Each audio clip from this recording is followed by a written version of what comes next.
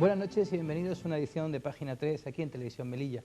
Como decíamos, hace una fecha estamos siguiendo de cerca el curso que se está dando, el ciclo de conferencias que se está dando en el campus universitario de Melilla acerca de la aplicación de las matemáticas, unas interesantes jornadas donde han desfilado bastantes profesores de matemáticas, especialmente de la Universidad de Granada, para acercar a los alumnos de Melilla a más que una ciencia, un arte, el arte de las matemáticas y el demostrar que vivimos absolutamente envueltos en el campo matemático. A pesar, como decíamos con la entrevista con Victoriano Ramírez, que las matemáticas pues suelen provocar la zozobra en muchos ciudadanos, sobre todo en los jóvenes. Esta noche tenemos con nosotros al profesor titular de la Universidad de Granada, Álvaro Martínez Sevilla. Buenas noches, profesor. Buenas noches.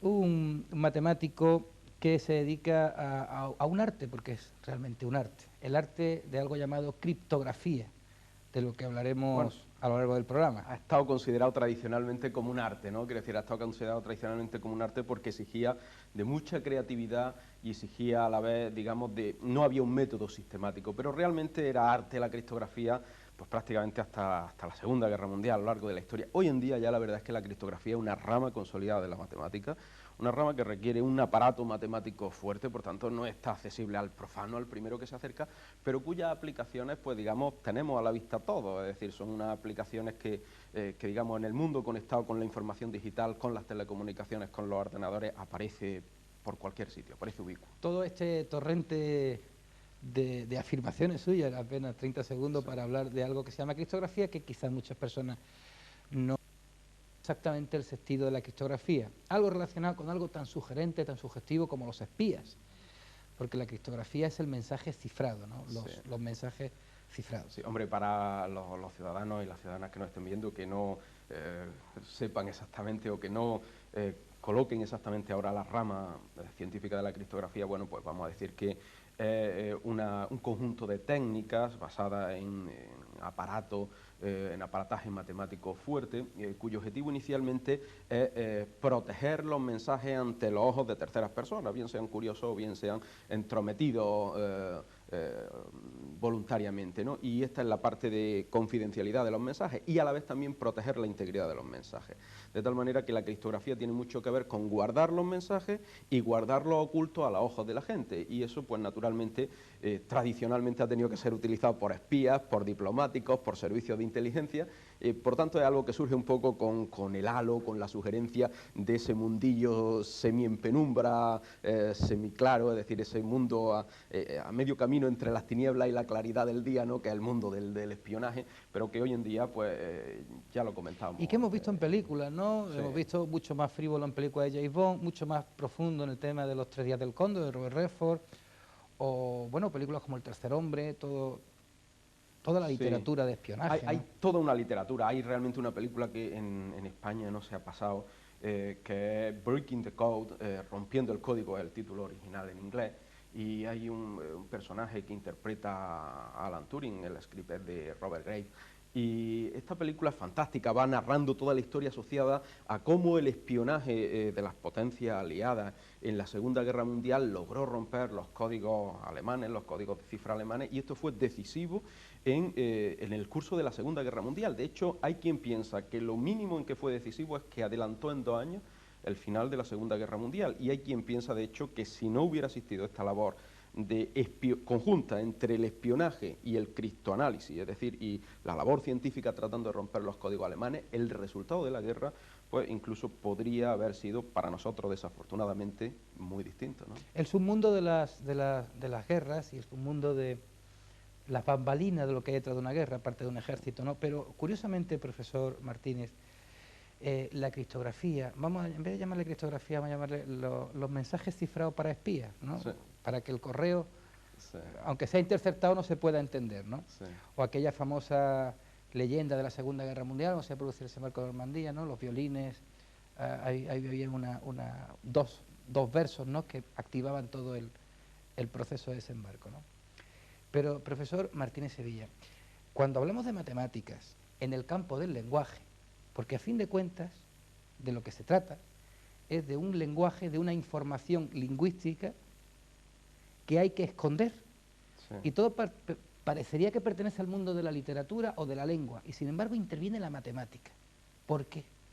Hombre, la lengua, digamos, parece algo de creación mucho más espontánea, parece algo de creación mucho más ligado a una historia cultural, pero a la hora de ocultar la lengua, nosotros tenemos que ocultar la lengua mediante algo muy sistemático, algo tan sistemático como barajar de la forma más absoluta posible y más aleatoria. Esto significa haciéndola más indistinguible cada letra de otra, ¿no?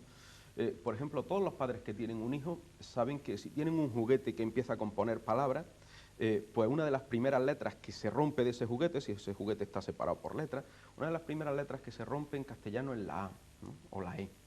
¿Por qué? Pues porque es la letra más usada, porque el lenguaje tiene unos picos y unos valles. Sin embargo, la criptografía trata de que nada de esto sea distinguible, trata de que esa geografía del lenguaje, que tiene unos relieves muy abruptos, trata de que se quede completamente plana y sea indistinguible una de otra. Y para eso hacen falta técnicas matemáticas muy poderosas, muy potentes, para hacer que cada letra suene igual que otra y que no se rompiera ninguna preferentemente, sino que todas fueran la misma. Sí, pero yo lo que decía es que, como usted decía en la conferencia muy acertadamente, a lo mejor el mensaje era: mañana por la mañana, a las 9 de la mañana, atacamos en tal sector.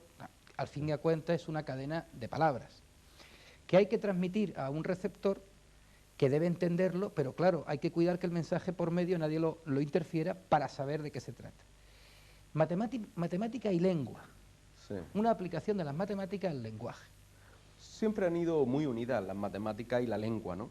Y, hombre, de hecho hay un lingüista sueco de 1931, Georg Zipf, que hace un estudio donde demuestra que el lenguaje no es tan distinto de las matemáticas. Creemos y pensamos a veces en el lenguaje como algo que fluye de nosotros como la propia naturaleza, es decir, sin regla, a veces sin orden, ¿no?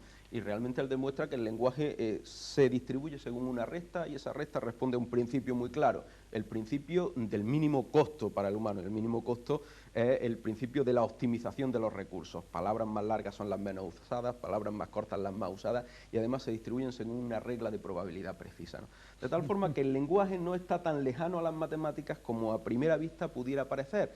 Esto que surge naturalmente de nosotros surge también con un diseño muy claro. Y esto por un lado. Por otro lado, las matemáticas es la herramienta más idónea en este campo y en otros, en este campo y en el campo de la agricultura, en el campo de la sociología o en el campo digamos, de la psicología u otro. La matemática es una de las herramientas más adecuadas para no solo comprender la realidad, sino modelizarla de acuerdo a las pretensiones que nosotros tengamos y de esos modelos extraer conclusiones y extraer a la vez, digamos, algoritmos, métodos que puedan ser de nuevo aplicados a la realidad. Por tanto, ese binomio no casa tan mal, casa bien ese binomio, el binomio. Y sin embargo, profesor Martínez Sevilla, siempre tendemos a diferenciar entre los de letras y los de ciencias.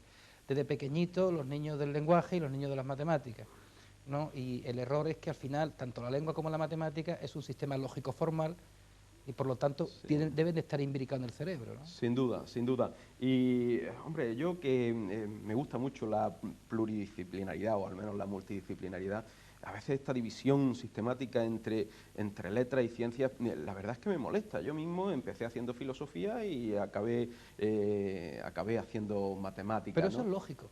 Efectivamente, pero, responde a un patrón lógico, pero las matemáticas están imbuidas, están completamente afectadas de historia, de cambios tecnológicos, de cambios incluso de revoluciones de tipo tecnológico, de tipo científico, de implicaciones sociales. Cada vez que uno plantea una nueva idea matemática sobre la mesa científica, por ejemplo, la idea del infinito, la idea del infinitesimal, cada vez que uno plantea una idea de este tipo, uno está planteando a la vez un cambio social, un cambio que va con la mentalidad de la época y que va con los tiempos, que afecta a toda la sociedad y viceversa. La matemática se afecta también de esos cambios. Hamilton no puede estudiar su teoría de grafos si previamente no hay un señor como Julio Verne que plantea el viaje alrededor del mundo, y entonces cuando Hamilton se puede inspirar en este tipo de cuestiones para también tomar motivo para sus planteamientos matemáticos. Por tanto, están muy estrechamente relacionados y en el campo, hombre, concreto que nos ocupa, realmente es una pena que a veces los matemáticos estemos quizás un poco despegados, ¿no?, de otras ramas de humanidades o de ciencias sociales, y también quizás es una pena que los lingüistas no estudien más matemáticas de las que estudian, ¿no?, porque descubrirían muchas cosas interesantes en ellas, no solo como herramienta, sino también como paradigma sobre el que mirarse, sino también como como marco, como modelo, como espejo donde reflejarse, ¿no? ¿Es una de las asignaturas más consustanciales al hombre, cree usted, la matemática? El hombre sin la matemática no sería nada. Hombre, pienso que sí. Igual que sin el lenguaje, es decir, que es imposible entender una sociedad moderna como la nuestra sin mirar la historia de la lengua y la historia de la matemática a la vez, ¿no?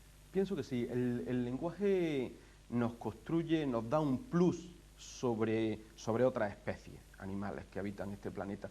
El plus que nos da el lenguaje es la capacidad de razonar y de corregir sobre nuestros propios actos y sobre las propias herramientas que hemos construido, y a la vez que nos da una dimensión, digamos, ética, que nos puede hacer replantear nuestra propia estrategia, no solo de supervivencia, sino de relación con los demás. El lenguaje nos da un plus, y ese plus viene asociado inevitablemente a las matemáticas, y viene asociado, hombre, desde los tiempos de Pitágoras, ¿no? Quiero decir, cuando Pitágoras plantea sus matemáticas pitagóricas, no está planteando solo un teorema, el famoso teorema del triángulo rectángulo, la suma de los cuadrados de los catetos es igual al cuadrado de la hipotenusa, o no está planteando solo unas relaciones entre símbolos.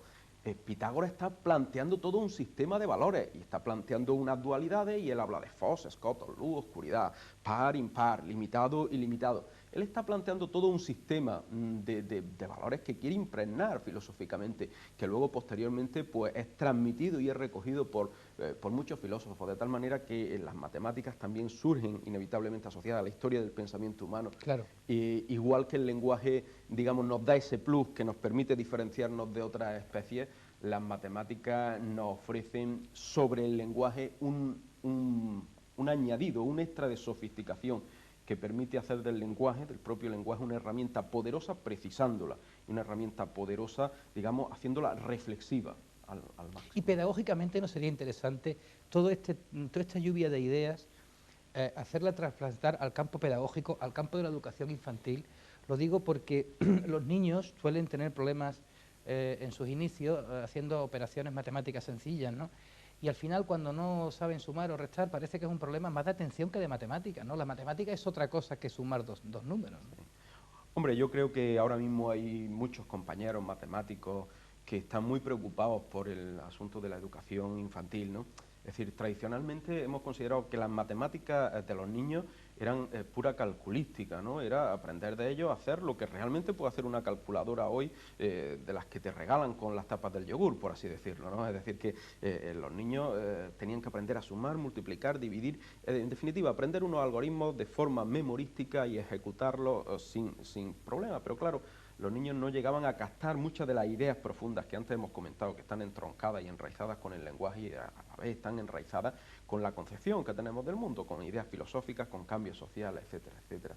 No se les llegaba a ese planteamiento de las matemáticas, y hombre, yo creo que hay mucho, desafortunadamente ha sido así durante muchos años, y en buena medida sigue siendo, pero que hay muchos compañeros en matemáticas que yo creo que están haciendo esfuerzos. Había que enseñarlo en crear una arquitectura mental, en un razonamiento lógico, para que los niños empiecen a entender cierta lógica, aquello de si llueve se moja la tierra, pero si la tierra está mojada no necesariamente ha llovido. Es decir, tipo de razonamiento lógico que en el fondo subyace en la base de la matemática, ¿no? Proposiciones verdaderas, proposiciones falsas. Sí, ¿No es eso quizás la esencia de la matemática? Sí, hay un libro magnífico, el de John Paul Allen, un matemático lee el periódico, que hace un análisis absolutamente divertido y crítico, profundo, de alguna manera de cómo al leer un matemático el periódico, y por tanto ser el periódico de alguna forma el reflejo de la sociedad, el reflejo en medios de comunicación de una forma de pensar a veces ingenua, a veces naif y a veces con tremendos deslizamientos lógicos, es decir, con tremendas contradicciones, con conclusiones que no se corresponden a las premisas que habíamos dado, ¿no? Sí. Como el famoso silogismo de la hierba, ¿no? Del que se hablaba, que al final acababa concluyendo todos los hombres comen hierba, ¿no? Es decir, ¿cómo era? El silogismo de la hierba, creo recordar que era algo así, decía algo así como los hombres son seres vivos, todos los seres vivos se alimentan de hierba, luego los hombres, todos los seres vivos también comen hierba, luego los hombres solo comen hierba, ¿no? No recuerdo exactamente, es un famoso silogismo que da un ejemplo de un modo de razonar que a veces encontramos sutilmente en muchos planteamientos. Y en las noticias de los periódicos. Sí, y a veces al leer el periódico y que sin embargo pues están completamente fuera de lo que es el campo de la lógica más elemental, ¿no?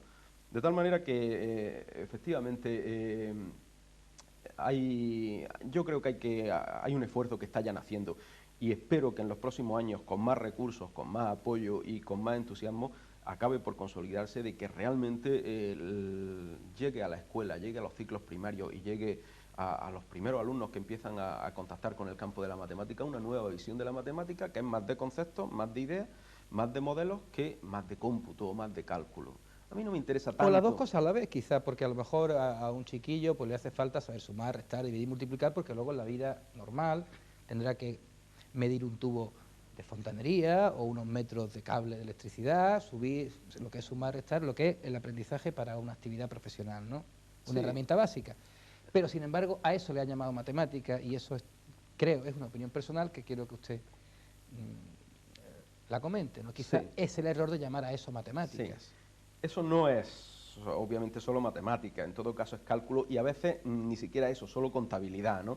Es decir, y no hay que confundirlo, ¿no? Hombre, yo creo que es interesante que los niños desde pequeños aprendan esos cálculos porque estos cálculos refuerzan su confianza en que el mundo es procesable, es decir, en que el mundo es medible, que pueden llegar a conclusiones a través de partes previas y que esas partes previas pueden operar con ellas, es decir, pueden juntarlas, desagregarlas, expandirlas, en definitiva, pueden operar con ellas para llegar a resultados. Esto les da seguridad y les da fortaleza. Pero yo más interesado que yo creo que el aspecto calculístico se puede desarrollar y se puede desarrollar luego con mucha más facilidad y yo creo que no soy especialista en didáctica de la matemática ni en un campo. Deberían de serlo sí, todos prácticamente. De manera obligada. Claro, yo mis propios alumnos son alumnos de universidad y ya digamos pues no plantean estos problemas tan de base, pero en las reflexiones que me he hecho al respecto yo creo que es el otro aspecto el que hay que potenciar más de las matemáticas. Bien es cierto que es más difícil explicar a un niño conceptos matemáticos como el de espacio, conceptos matemáticos como el de símbolo, conceptos matemáticos como el de operar con símbolos, que es operar con entidades abstractas. Pero, profesor Martínez Sevilla, usted tiene 40 años, me dijo. Sí. A usted le tocó aquella famosa EGB de los diagramas de Euler-Ben, ¿no? No, yo ya quisiera haber hecho la EGB, yo soy anterior. Un año antes. A la EGB, justamente yo fui del último año del antiguo bachillerato elemental y bachillerato del cálculo secundario, efectivamente, y ya quisiera yo haber cogido las matemáticas de la EGB y los diagramas de Ben, ¿no? Pero, corríjame si me equivoco, a mí me tocó hacer raíces cuadradas de estas con las rayitas de las que se iba... Y luego con coma, que ya era una cosa... con coma y con 7 decimales, y luego pues se me olvidó y nunca más he vuelto ni he tenido la necesidad de volver a... ¿Usted sabría hacer una raíz cuadrada? ¿A mano? No, por Dios, esto, Dios me libre, no... O sea, usted es profesor de álgebra... No me acuerdo de ninguna de las maneras, ¿no? Usted es profesor de álgebra de la Universidad de Granada, da en cuarto y quinto curso de la Universidad de Granada, da criptografía, sistemas informáticos complejos, ¿verdad? Cálculo simbólico. Cálculo simbólico. Una asignatura que se llama cálculo simbólico. Yo en cálculo simbólico he llegado a la conclusión, esto que voy a decir puede sonar fuerte, pero yo quiero que los ciudadanos que no vean, que no son expertos en matemáticas, pues un poco tomen confianza en sí mismos. Yo en cálculo simbólico doy el algoritmo de la división y cuando al principio de curso se lo presento a mis alumnos de quinto curso de la Ingeniería Superior en Informática, con 22 años y 5 años de formación matemática e informática a su espalda, y le digo, este año vamos a aprender a dividir. Y entonces vemos diversos procedimientos de división que no recuerdan nada al algoritmo memorístico de la escuela, sino que son más complejos. Cuando dice algoritmo, habla de procedimiento, ¿no? Procedimiento, hablo es que quien haya estado en bachiller, el algoritmo le sonará al algoritmo neperiano y le sonará a un procedimiento matemático. Logaritmo. Eso es logaritmo. Lo confundirá el logaritmo con algoritmo. Con algoritmo, no. Y entonces cuando usted habla de algoritmo, habla de procedimiento. Procedimiento. Cuando hablo de algoritmo... Procedimiento de dividir. Hablo de procedimiento de dividir. Que no es poner dos rayitas, sí, ¿no? Entonces, yo en definitiva les cuento a mi alumno, este año vamos a aprender a sumar, a restar, a multiplicar y a dividir. En quinto de informática. Y he llegado a la conclusión, después de varios años dando esto, que aprender a dividir ya es muy difícil. Por tanto, hacer raíces cuadradas yo creo quiero decir, tenemos que saber lo que es y lo que significa, ¿no? Pero es realmente algo muy complicado de hacer a mano, ¿no? Yo con que los alumnos en la escuela aprendieran el concepto de la división desde otro punto de vista, aprendieran que el me cabe, 7 entre 2, me cabe a 3 y me llevo una. ¿Qué significa ese me cabe? ¿Qué significa esto como un procedimiento de ensayo-error? ¿Qué significa esto desde el punto de vista de la programación? Esto es difícil de programar y consume muchos recursos informáticos. Es decir, para decirle a un ordenador que cuando se claro, encuentre un 7, para dividir entre 2 cabe a 3, decírselo eso... Eso es muy complicado, y por esto la división es la madre, desde mi punto de vista, la madre del cordero de los algoritmos, ¿no? Esto es muy complicado decírselo a un ordenador, y la mayoría de los algoritmos o de los procedimientos que tratan de dividir, tratan de hacerlo sin tener que recurrir al me cabe, o tratando de hacer las menos llamadas al me cabe posibles, ¿no?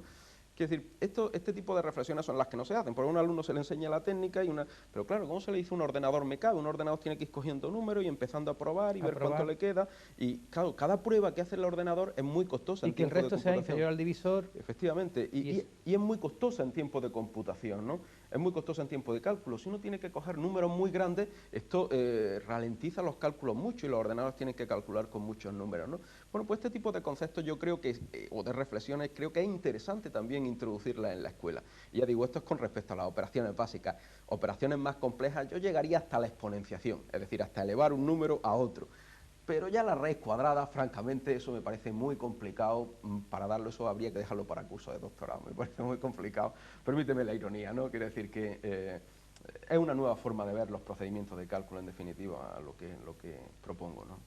Sí, porque quizás el problema de la sociedad moderna está en meter eso en las computadoras y que las computadoras lo hagan de la manera más difícil, de la manera más rápida posible. Hombre, algunos, como anécdota, esto que me comenta, algunos de los problemas informáticos más recientes han venido derivados de la mala implementación de algoritmos de división.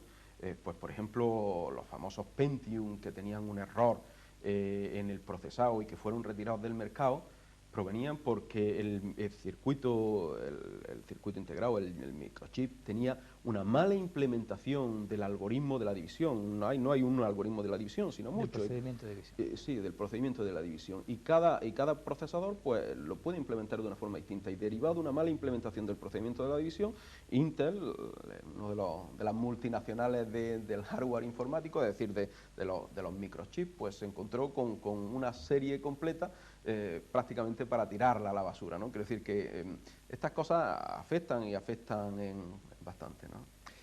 Pues decíamos que usted tiene 40 años y da esas cosas tan raras en cuarto y quinto de informática. Ingeniería informática. Pero, ¿usted de dónde es? Yo soy de Granada. ¿Y qué le hizo tirar por matemáticas?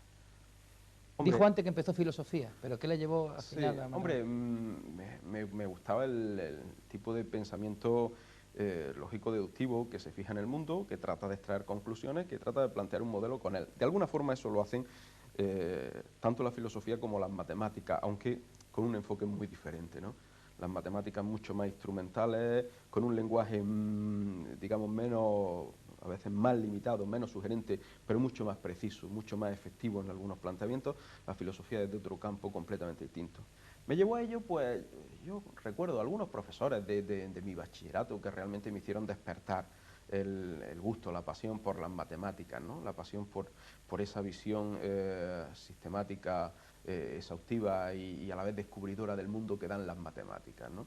Y bueno, pues mi propia curiosidad ante el mundo, ¿no? Una persona curiosa yo creo que se siente inclinada. Pues le voy a hacer una pregunta curiosa.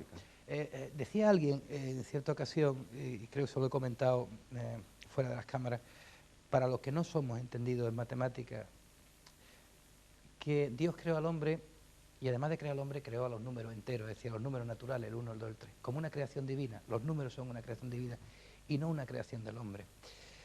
Bueno, es una forma literaria, una metáfora, ¿no?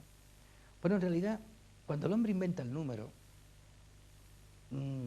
¿por qué cuando llega el 10 llega el 11? Es decir, ¿por qué para hasta el 10 y luego ya una repetición de 10 en 10?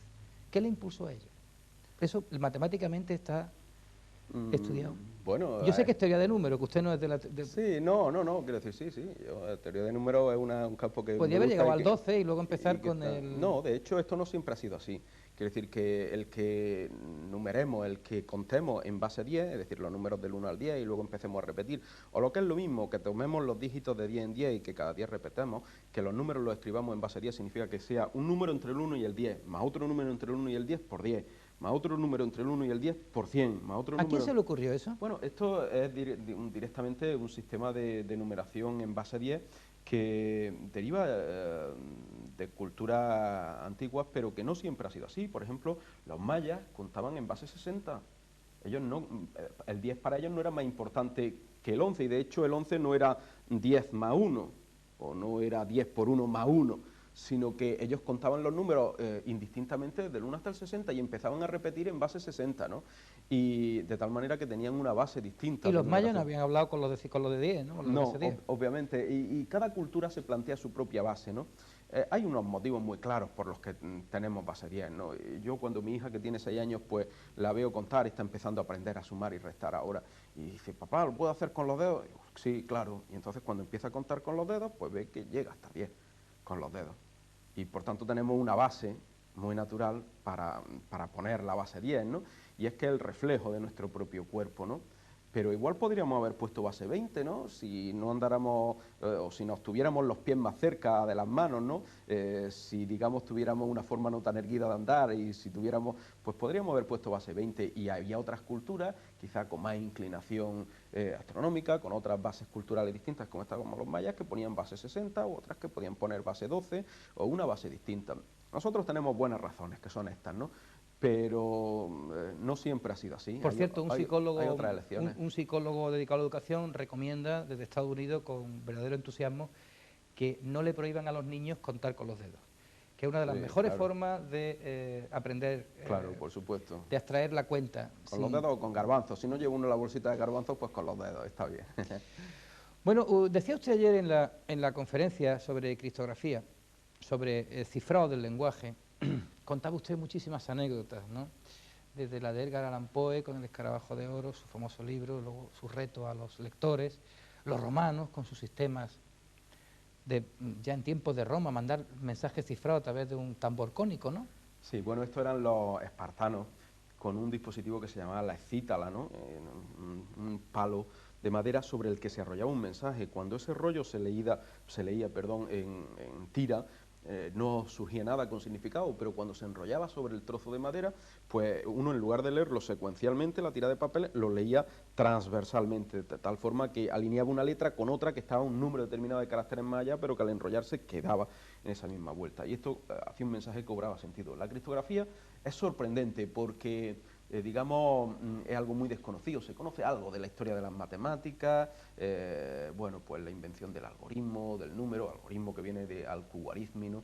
Del número, de los procedimientos de cálculo, de cómputo, de la trigonometría, de todo este tipo de cuestiones, ¿no? Pero poco de la criptografía, y es algo que está íntimamente relacionado con, digamos, con la sofisticación de las matemáticas al servicio del poder, fundamentalmente, y desde ahora ya no tanto, pero al poder, al servicio del poder y al servicio, digamos, de la conquista, de la eterna pugna entre los pueblos por hacerse con un trozo de territorio donde vivir, ¿no? Es decir, en definitiva, por la historia de la preservación del poder. Y también contaba usted casos brillantes, como por ejemplo la máquina alemana Enigma de la Segunda Guerra Mundial, un sistema complejo de ruedas para mandar un mensaje a otro a través de las tropas alemanas, ¿no? Y fundamentalmente contaba usted cómo los aliados, preocupados por descifrar esa máquina, tuvieron que hacer algo asombroso. Fue Alan Turing, ¿no? Sí, hombre, la máquina... digamos que si no hubiese sido por ello, el computador no hubiera nacido tan pronto, porque lo que nace en 1941 es el primer ordenador, ¿no? Sin duda. Hombre, yo creo que cualquiera puede afirmar desde el punto de vista de sociología científica, ¿no? Que hay ideas que están maduras en un momento, y que esas ideas que están maduras tarde o temprano acaban alumbrándose, es decir, que la propia sociedad acaba alumbrándolas, ¿no? Entonces, bueno, pues en un momento en que ya los artefactos electromecánicos, la historia de las máquinas de calcular se había desarrollado bastante, ¿no?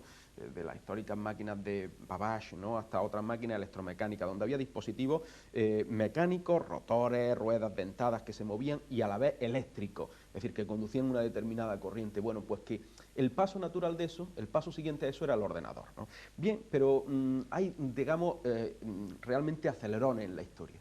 Es decir, hay procesos que si no se dan, pues puede retrasarse algo que está maduro socialmente, puede retrasarse 20 o 30 años, y eso tiene sus consecuencias. Quiero decir que pues puede que ahora no nos encontráramos en el momento en que nos encontramos de la informática, de no haber existido la máquina Enigma, y nos encontráramos, digamos, ahora ante los generadores de ante los ordenadores de primera generación, como nos encontrábamos en el 70, o ante los grandes mainframes o los ordenadores de válvula y que estuvieran ahora naciendo, ¿no? Pero yo creo que la máquina Enigma en la Segunda Guerra Mundial claramente demostró a los aliados que tenían que hacer dispositivos de cálculo, de cómputo complejos, dispositivos de cálculo elaborados. Se dieron cuenta de ello y dedicaron gran presupuesto a hacerlo. En particular, Winston Churchill, el primer ministro británico, pues por las mañanas se levantaba y lo primero, antes de leer el periódico, lo primero que esperaba era el despacho de los resultados del taller de descifrado que había montado su gobierno en una pequeña granja de la campiña inglesa en Bletchley Park, y donde trabajaban Alan Turing junto con un equipo de matemáticos. Le daban el informe, estaban toda la noche trabajando, le daban el informe por las mañanas. ¿Qué edad tenía Alan Turing entonces? ¿Usted puede recordar eso? Bueno, Alan Turing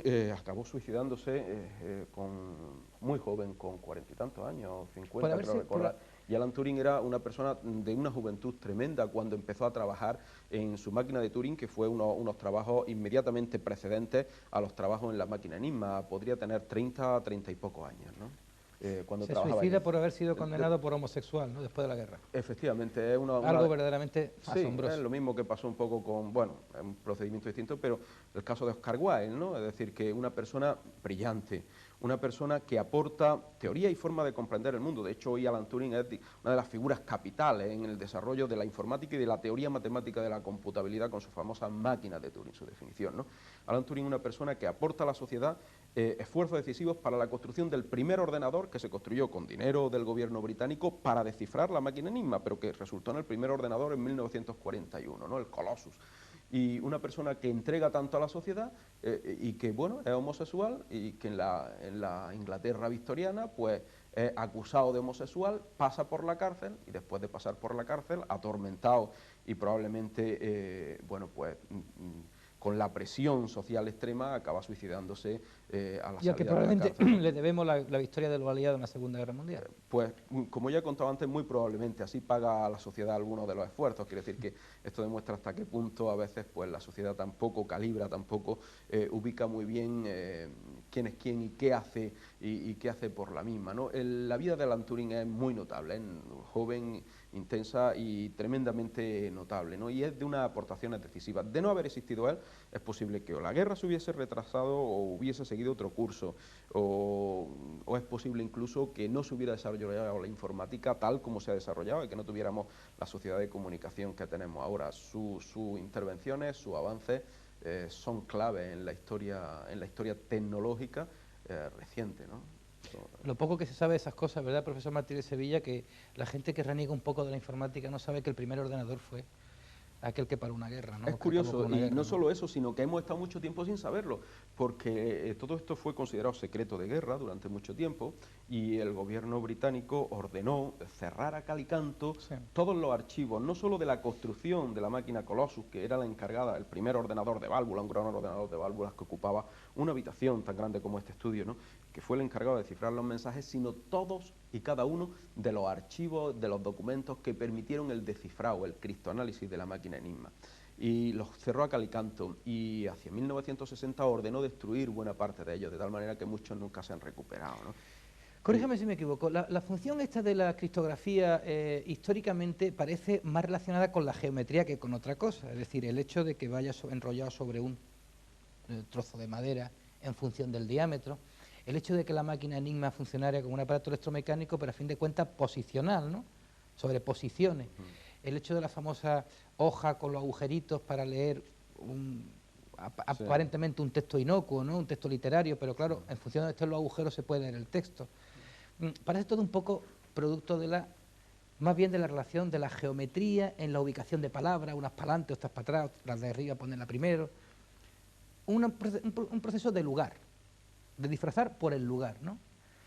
Pero sin embargo, con la irrupción de los ordenadores y de la nueva criptografía, que es que cómo mandar un mensaje seguro de un ordenador a otro sin que te lo interrumpan, la matemática ha irrumpido de otra manera absolutamente distinta, que a través de cálculo, ¿no? Sí, de hecho, hombre... Ha variado el concepto desde el punto de vista matemático, ¿no? Es que, de hecho, digamos, esto no es geometría. La geometría, de alguna manera, busca relaciones o... Bien, yo, perdone Sí. por la ignorancia, no quería, Sí, no quería utilizar el no. término geometría, pero, Sí, pero la sensación que le da a uno sí, es que tiene que ver más con los lugares, con las ubicaciones de las letras, sí. una letra corrida hacia arriba, hacia abajo, sustituir una por otra. No, le voy a poner un ejemplo. Esa puede ser la sensación, pero le voy a poner un ejemplo muy reciente, ahora que he estado, digamos, de noticia actualidad, la secuenciación del genoma humano y el DNA. Sí. Daría la impresión de que la secuenciación del genoma humano, que es en una cadena, en una tina Sí, de de 4 letras. A, T, G, P, adenina, tiosina, guanina y citosina, Sí. pues da la impresión que la detección de estas bases pues sería algo de localización, algo como de lo que habla, algo de espacio, En función de dónde algo de están, geométrico. claro. Y no es algo de esto, no se trata de esto, ¿no? Porque en definitiva es una tira que va arrollada en espiral y podría ir arrollada de otra forma. Se trata de un hecho distinto y sutil, de patrones. Es decir, de formulaciones que puedan repetirse, que puedan alterarse o que puedan ser consecuentes o precedentes una a otra. Es decir, en definitiva, se trata de reconocer tiras de caracteres. De Sí. esto se trata, en definitiva. De leer, de ser capaces de leer y ser capaces de leer tiras de caracteres distintos, ser capaces de leer con un diccionario tremendamente grande, ¿no? De bases tremendamente grandes. Esto, en definitiva, es el desciframiento del genoma humano y en esto se basa la lectura del ADN. Bueno, pues la criptografía, de alguna manera, también busca lo mismo. Es decir, la criptografía detecta patrones en el lenguaje y trata de que esos patrones desaparezcan por completo.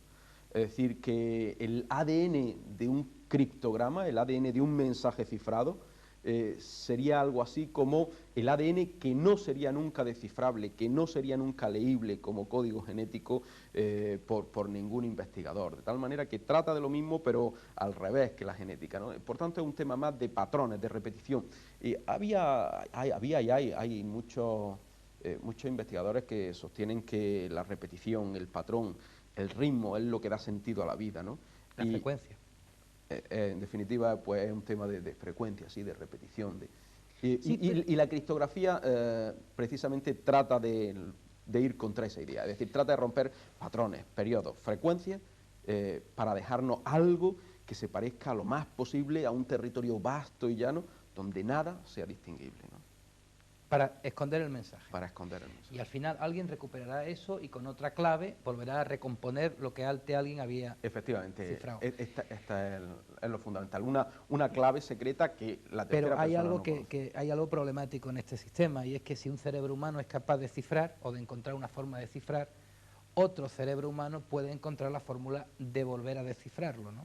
Esto decía Edgar Allan Poe, dice algo así, estoy hablando de memoria, pero decía algo así como lo siguiente: a pocos podremos convencer de que el ingenio humano no sea capaz de encontrar un método de cifrado que el propio ingenio humano no sea capaz de romper. Bien. Es decir, todo aquello que podemos construir, pues en principio puede ser roto. Y ese es el reto de la criptografía. Bueno, eso es la piratería informática.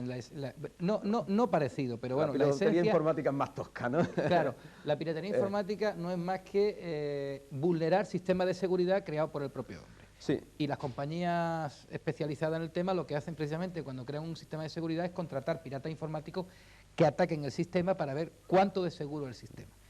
Y ahí han aparecido ustedes de nuevo, los criptógrafos y los criptoanalistas, para que la informática sea segura, el correo electrónico, el comercio electrónico, las transferencias bancarias, la moderna criptografía. Por eso le decía un poco de la posición, porque usted hablaba ayer de la multiplicación de dos números primos, grandiosos, para dar un número tan grande que un ordenador no pudiera nunca descomponer o tardara muchos miles de años en descomponer. Es decir, en esencia... Millones de años. Millones de años. El nuevo cifrado consiste en que quien quiera hacerlo, sabiendo cómo se ha cifrado, tendría que tardar mucho tiempo en descifrarlo, ¿no? Sí, esta es la clave. Es decir, que la criptografía a veces podríamos pensar en ella como matemáticas, pero no matemáticas sin más, sino matemáticas en presencia de un oponente. Es decir, cuando uno hace matemáticas sin más, uno hace el teorema y se lo demuestra a sí mismo, nadie le perturba. Pero cuando uno hace criptografía, pues se supone que hay un incordio, por así decirlo, entre comillas, al lado, es decir, se supone que hay un oponente, de tal manera que tenemos que hacer matemáticas en presencia de ese oponente, frente a ese atacante. Bueno, pues realmente esto es así. El concepto clásico de criptografía es que había una tercera persona, el oponente no tenía suficiente información para poder encontrar el mensaje en llano. Cuando usted el oponente habla del presunto intruso que se va a meter en el sistema El para oponente buscar... es el intruso que se mete en el sistema y que quiere descubrir nuestra comunicación secreta. Un pirata. Es el pirata informático, pero también el intruso es, digamos, el gobierno americano que quiere, por ejemplo, controlar las comunicaciones industriales en Europa mediante la red Echelon, que recientemente ha denunciado el Parlamento Europeo, ¿no? y que por tanto quiere tomar ventaja en el mundo industrial, pues por ejemplo, conociendo cuáles son los planes industriales de fabricación del nuevo Airbus, ¿no? Por ejemplo. Quiere decir que el oponente es aquella persona que leyendo nuestras comunicaciones, aquellas que nos pertenecen, bien sean las privadas, bien sean las de nuestro gobierno, bien sean las de nuestro entorno, bien sean las de nuestros diplomáticos, quiere sacar ventaja desde fuera. El oponente puede ser el gobierno de los Estados Unidos para la Unión Europea en un momento determinado, puede ser el pirata informático para nuestros datos bancarios o, digamos, puede ser pues en un momento determinado el adversario político que quiere sacar ventaja de datos, por ejemplo, médicos privados. Esto se ha utilizado mucho en Estados Unidos, ¿no? Quiero decir que datos, pues, por ejemplo, sobre el pasado ginecológico de determinadas mujeres han servido para tratar de desauparlas o para tratar de alejarlas de la política, ¿no? Las compañías de seguros para las saber... Las compañías de seguros, por ejemplo, para no contratar a personas o para, por ejemplo, pues en función de las riesgas, para personas con factores de riesgo, para no contratarla o para despedirla o para no garantizarles seguros, ¿no? Etcétera, etcétera, ¿no? Entonces, oponente puede haber mucho. Y bien, ahí es donde entra la criptografía. En presencia de ese oponente, la criptografía lo que ofrece es, digamos, algo que la Constitución garantiza, pero no da el medio técnico para ello. Es el derecho a la posesión de nuestras propias comunicaciones, a la privacidad sobre nuestras propias comunicaciones y al no tener, digamos, que tener sobre nosotros la vigilancia, el escrutinio o la intromisión de más personas de aquellas de las que creamos conveniente o de las que sea justo. Pero encuentran ustedes, yo insisto, no sé qué, a efecto divulgativo, porque yo comprendo o quiero entender, porque me pongo yo en el pellejo de quienes, además yo lo padezco, ¿no? No soy aficionado a la red, es decir, nada más que para obtener información, pero no para utilizarla en correo electrónico o en secretos bancarios o cualquier cosa de esto. Todavía me da un poco de, quizá el carácter latino, ¿no? De no entender muy bien que aquello lo esté viendo alguien, ¿no? Pero me llamó la atención el hecho ese, ¿no? Que ustedes casi se burlan de los piratas con el modelo matemático, es decir, le dicen al pirata, este es el modelo que hemos hecho, hemos creado un número multiplicado por dos números primos para que dé un número de 1200 cifras. Y ahora, si usted tiene valor, descífrelo. Sí. Bueno, el pirata es que... es lo peor que hay, la burla más grande que hay. Decirle cómo se ha hecho para que le sea imposible en vida poder... Dos puntualizaciones sobre esto, efectivamente, es cierto. Hay que aclararle a las personas que nos estén viendo ahora que el pirata informático no es normalmente ni tiene nada que ver con un científico que trata de romper otro código. Es decir, el pirata informático lo que hace es coger un martillo, dar un martillazo en la pared y tratar de abrir un hueco por donde entrar, ¿no? Precisamente basándose en que la pared es débil, en que probablemente es una plancha de madera o es una capa de ladrillo finito, ¿no? Es decir, que encuentra su víctima. Entonces encuentra su punto débil y a martillazo entra. Esto es lo que hace el pirata informático cuando accede a un sistema, cuando coge unos números de tarjetas de crédito que están guardados sin ocultar, etcétera, etcétera, ¿no? Entonces la criptografía, ¿qué dice? La criptografía dice, no, mire ustedes, si ustedes quieren tener un sistema seguro, hagan unas buenas paredes de hormigón y nosotros les vamos a decir cómo tiene que ser la cerradura para que la cerradura y la puerta no sea el punto débil, pero ustedes preocúpense de que las paredes estén también sólidamente construidas y hay métodos para ello, ¿no? Y en todo caso, pues si alguna vez incluso se dejan la puerta abierta y puede entrar digamos, el oponente desde fuera, pues entonces en lugar de encontrarse los papeles encima de la mesa, se los va a encontrar bien guardados en una caja fuerte, de tal manera que no va a poder llevárselo. Esto es lo que dice la criptografía, de tal manera que el pirata es un poco el personaje tosco que llega a martillazos dándole a la pared. Es normalmente algún tipo de pirata, aunque realmente hay otros tipos de piratas que, digamos, lo hacen más con espíritu científico, tratando de mostrar la vulnerabilidad de ciertos sistemas. Y entonces, claro, aquí el algoritmo criptográfico está basado en todo lo contrario que en ocultar. Un algoritmo es más fuerte cuantas más personas hayan intentado romperlo, y de hecho en la historia de la criptografía está llena de retos como el siguiente: este es el algoritmo criptográfico que he inventado y ofrezco $1000, $2000 o $3000 a la primera persona que con este algoritmo, que yo te digo cómo funciona, sea capaz de descifrar este mensaje secreto. Solo que no sabes la llave, no te la digo, la llave para descifrarla. si eres capaz de descifrar este mensaje secreto, encima te doy dinero. Es decir, está lleno de retos como estos. El mundo anglosajón es un mundo que acepta muy bien los retos. Cuando se le pone un reto, lo asume y realmente trata de ir por él. Nosotros, me da la impresión de que debiéramos un poco a veces también seguir este camino de los retos que no asumimos demasiado bien en la cultura latina a veces, ¿no? Y entonces, tanto más seguro es un algoritmo cuanto más retos, cuanto más probado está. Cuanto más embistes, cuanto más probado, cuanto más testeado está, ¿no? Por tanto, digamos, al pirata informático serio, aquel que va con ánimo científico, se le diría, aquí tienes el algoritmo, lo he hecho así, aquí están hasta los últimos detalles, y ahora intenta atacarlo, intenta resolverlo. Es, por tanto, un juego de ingenio contra ingenio, es un juego digamos, de capacidad de diseñar un algoritmo bueno contra capacidad de romperlo. Y cuando lo rompas, que muchas veces ocurre, entonces tendré que diseñar otro mejor, tratando de arreglar aquellas vías por las que la ha roto. Es, por tanto, un juego naturalmente, de capacidad contra capacidad, ¿no? Usted que vive a pesar de ser matemático, le digo a pesar con cariño y sin ánimo peyorativo, a pesar de ser matemático, a pesar de estar metido en la Universidad de Granada, profesor titular, a pesar de saber, de conocer la informática bien y sobre todo matemáticas, usted es un hombre que ha sido senador por la Junta de Andalucía, ha estado en el Senado del 94 al 96. El Parlamento andaluz, sí. El Parlamento andaluz. Ha estado metido en política, le ha dado tiempo a estar en el Senado, en los sitios más variopintos del Senado, ser premio de los... Sí, premio Periodismo Parlamentario en 1995, ¿no? El premio Esto para que un poco los ciudadanos vean que un matemático otorga la también... Asociación de la Prensa de Madrid a los parlamentarios, digamos, que por algún motivo pues han destacado, ¿no? Sí, le ha dado tiempo usted a ser parlamentario andaluz, estar en el Senado, bueno, que está usted pegado a la realidad, ¿no? Sí, hombre, es curioso porque muchos matemáticos, podría parecer que la matemática y la política se llevan muy mal. Caramba, esto de los matemáticos que están un poco, se vea en aquello de la Torre de Marfil y que no tienen contacto con el mundo, que hacen en algo tan mundanal como la política.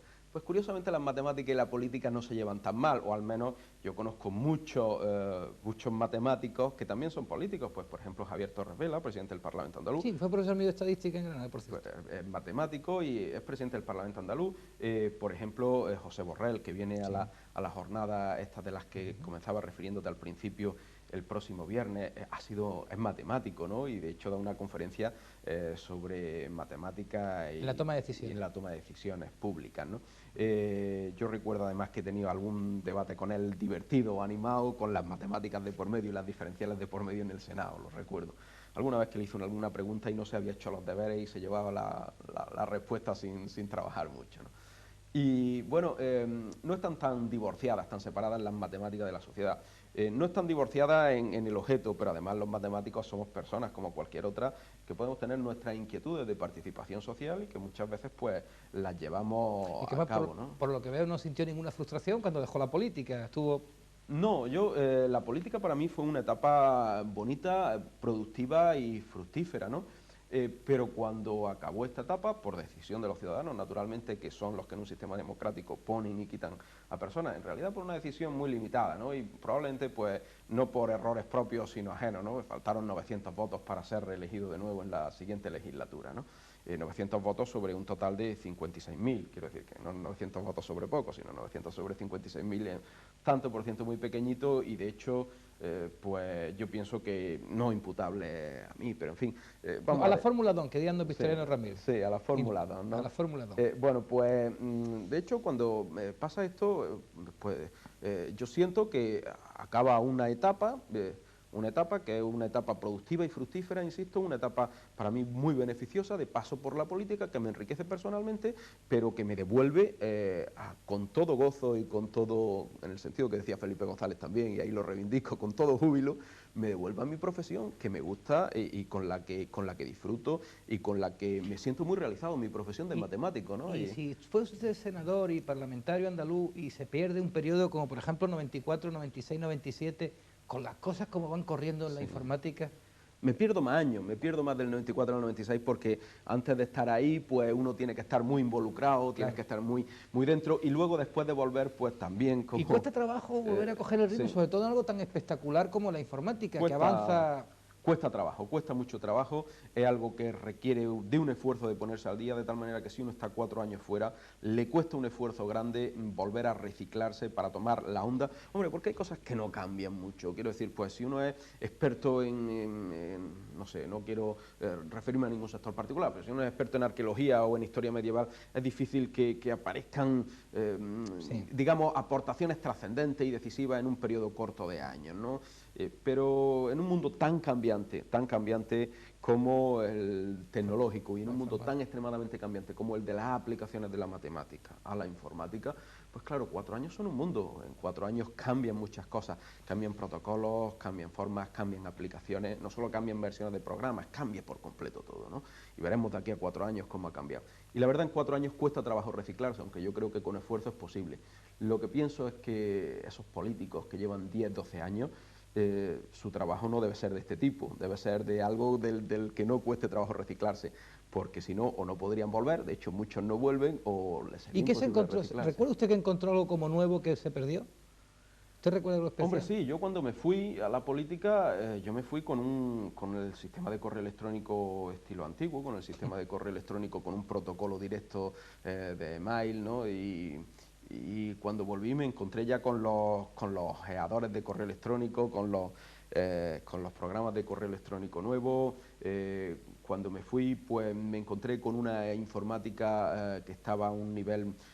Con las grabadoras de CD, ¿no? Que ya estaban en marcha. Claro, ya estaba en marcha a la Grabadora de vuelta, CD. ¿no? Me encontré con muchas Los cosas. precios más bajos, ¿no? Con una red que había eclosionado. Antes de irme, pues me encontré con una red internet que era una red casi de tipo científico, con muy poca, no había prácticamente navegación HTTP. Uno entraba por otro protocolo distinto, FTP, que se llamaba protocolo de transferencia de ficheros, y se traía archivos, se traía ficheros que estaban puestos ahí en modo texto. Y al volver me encuentro la eclosión de páginas web, estoy hablando del 96, en el 97, cuando vuelvo en el 97 me encuentro la eclosión de páginas web donde uno, y entonces te cambia el concepto, porque tú antes te acostumbrabas a ir a la biblioteca, al artículo, a la revista, a tratar de sacar fuentes, documentación, base, y ahora empieza a haber una tremenda divulgación de materiales de mucha calidad científica en un sitio nuevo. Y esto es lo que descubren los ciudadanos. Y a pesar de que ahora. usted estaba por Izquierda Unida, pero bueno, que no se asuste la gente, porque Sí. usted ya no... vamos, está en la línea más... No, bueno, quiero decir que yo creo La que línea rectificada, ¿no? Que no la tienen que línea- asustarse ni antes ni ahora, ¿no? Que decir, yo era senador y fui diputado y senador por Izquierda Unida, pues porque convergí con un proyecto político como el que representaba Izquierda Unida en 1994, que en Andalucía recibió casi el 20% de apoyo de los andaluces.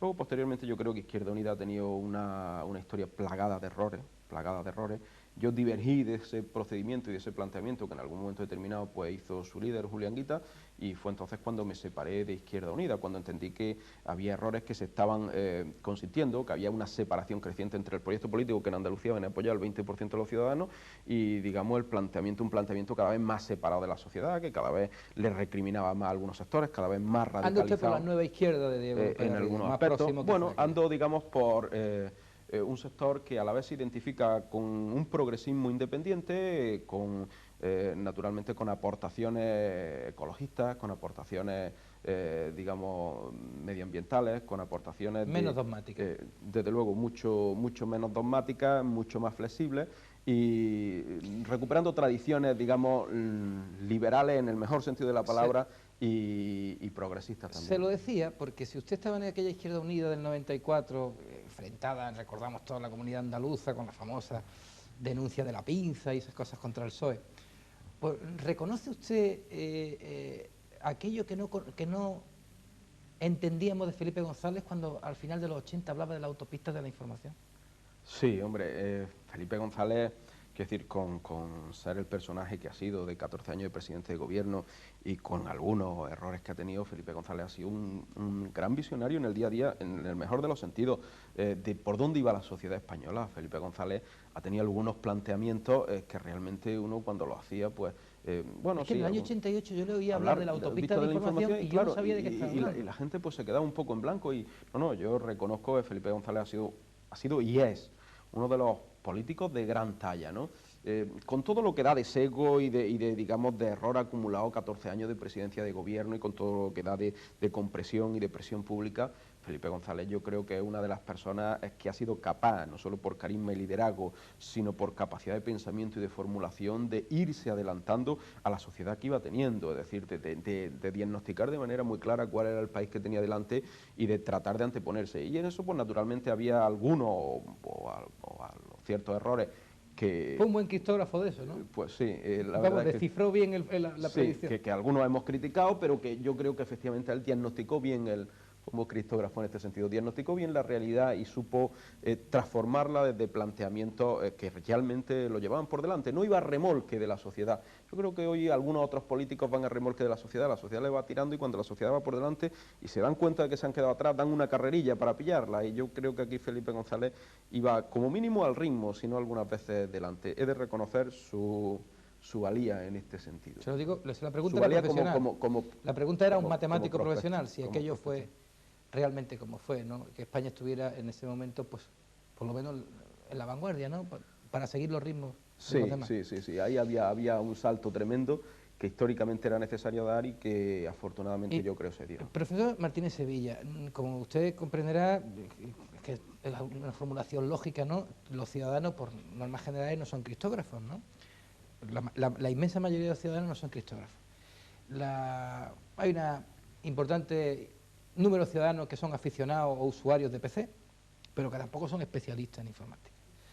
Pero, sin embargo, usted habla de criptografía, habla de seguridad, de sistemas de seguridad, de que son seguros los sistemas si se construyen bien. Pero ¿no es contradictorio eso con el hecho de que se haya producido un fenómeno muy extendido, que nada tiene que ver con la criptografía matemática, pero que sí está extendido en la población, aunque está de una manera sumergida, que son las famosas tarjetas piratas del Canal Plus?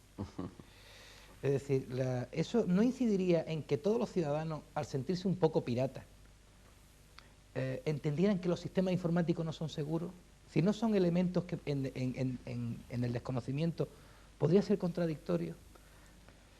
Bueno, de alguna forma... Sociológicamente, sí. yo sé que usted no es sociólogo, pero Sí. digo de la reflexión sociológica. Sí, hombre, esa reflexión sociológica podría plantear eso en una primera vista, ¿no? El usuario pues tiene ahí una oferta, digamos, de mercado negro informático, ese mercado, por así decirlo, de mercado no legalizado. Porque además dicen que tiene un chip, que aquello viene codificado. Sí, o mercado negro informático que le ofrece pues unas formas de piratería para conseguir unos bienes o servicios, en este caso la televisión, que de otra forma pues tendría que pagar por ello unas cantidades más altas, ¿no?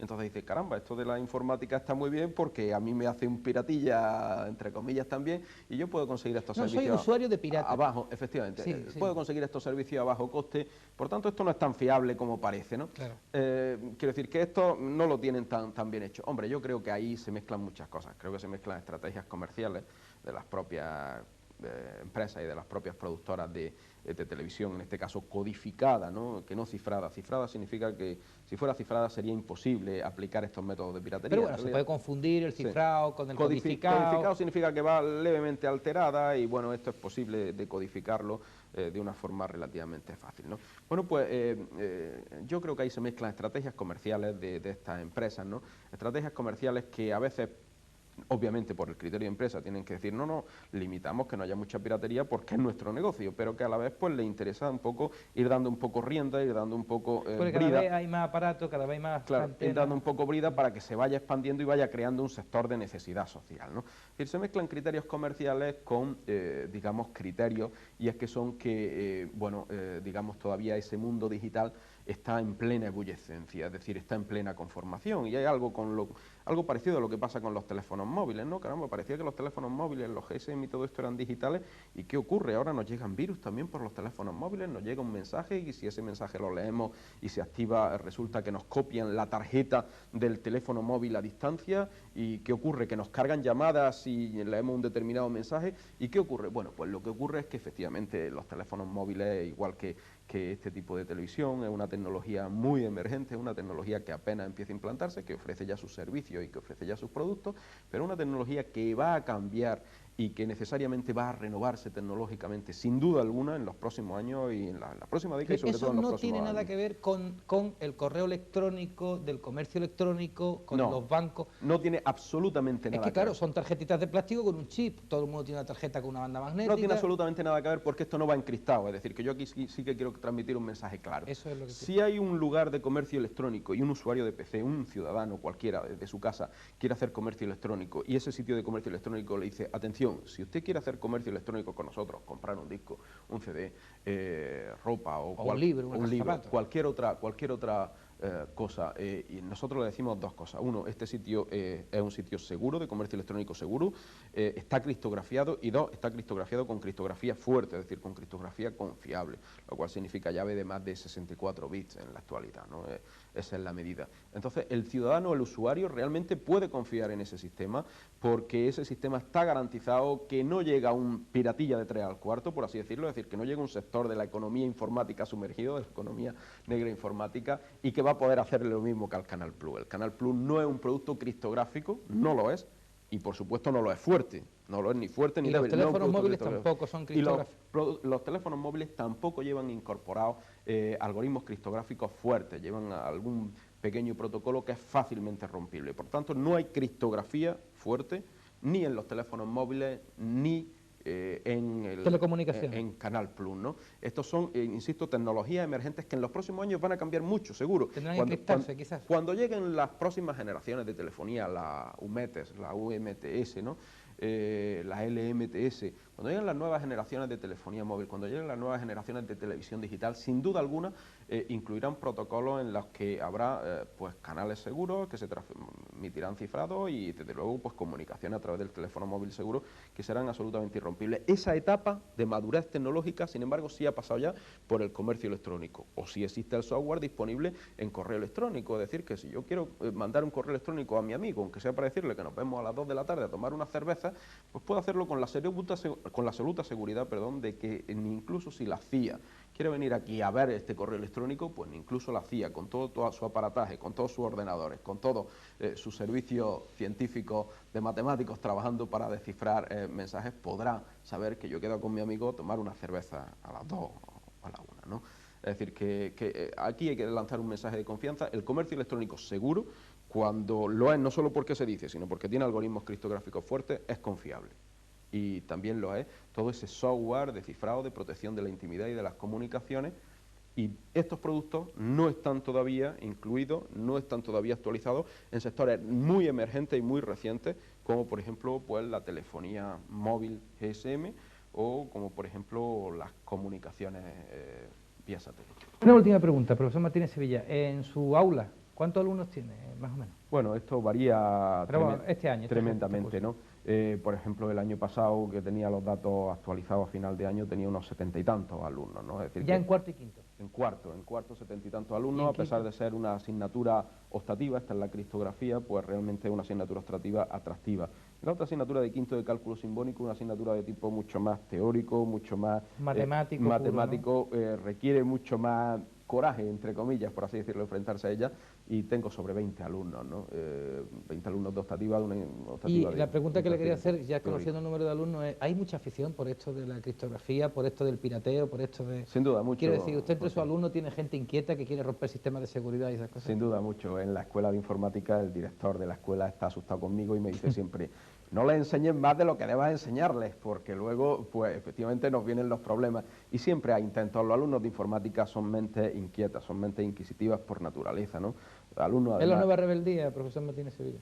Sí, pero una buena nueva rebeldía, es decir, una rebeldía bien canalizada, que se pregunta por todo lo que tiene a su alrededor y que trata de alguna manera de aplicarse el reto científico. En este sentido sí que emula más el modelo anglosajón que antes decía, hagamos un reto que yo lo voy a aceptar y yo voy a ese reto como un reto intelectual, yo voy a asumirlo y voy a tratar de responderle, en lugar de la postura que inventen ellos o que digan ellos cómo se resuelve esto, que yo ya luego lo miraré. ¿Ha visto algún superdotado por allí?